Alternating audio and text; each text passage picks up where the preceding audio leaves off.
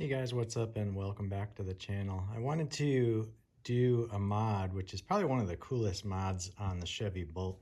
And by the way, this is my new Chevy Bolt, new to me, 2017. So I got another one to do my commuting up here in Connecticut back and forth to work.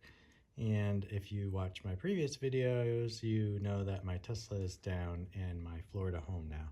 So this is a great little commuter car. And the first thing I always do on these, this is my second one. But anyway, one of the first things I like to do on these cars is to disable that incessant running noise, the pedestrian sound they call it. And the easiest way to do that is just to pull one of the fuses out of this box. So I'm going to show you how I do it. We're going to take the top off this box. There's actually an alternate way you can do it where you can go inside the wheel here and pull out the speaker, but that's kind of overkill. It's so easy just to pull the fuse, and I had done it on my other 2017, and it doesn't affect the diagnostics or anything.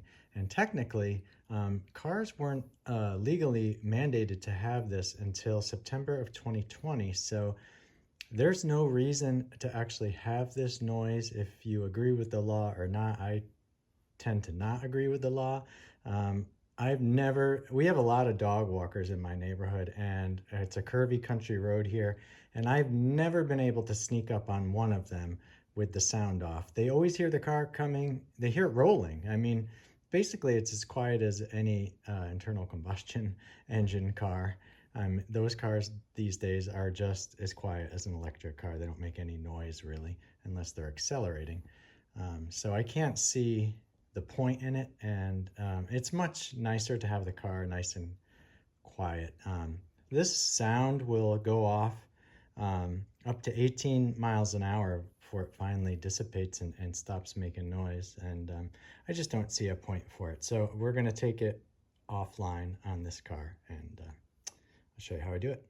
All right, so there's just one clip on the top that holds this cover on, so you just pop it and let it go, and it will come off. And I put it down like this because on this, it does give you a mapping here of what you're looking for. But basically on the fuse box, you are looking for, let me see if I can show you guys here.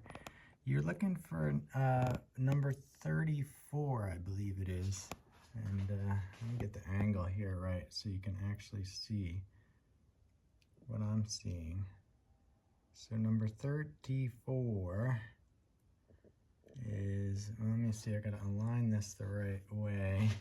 It's kind of crazy because the diagram here is oriented this way so that the top is here. So you'd have to look at it like this.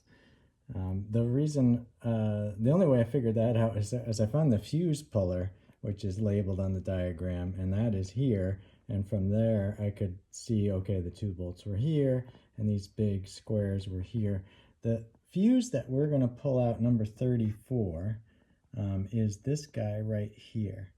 So we're just going to take that fuse right there and yank it out. You can see this is how it's oriented. The side of the car, the charge port's over here, and the headlights this way.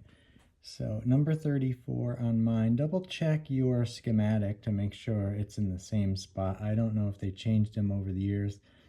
This does work from 2017 to 2020 model years, I believe, maybe even through 2021. But just double check your schematic to make sure you got it right. So I'm going to pull out this fuse, and we'll pop the top back on, and we'll see if it's nice and quiet. 7.5 amp fuse, and that's it. We'll pop the top back on and see how it sounds. Beautiful silence.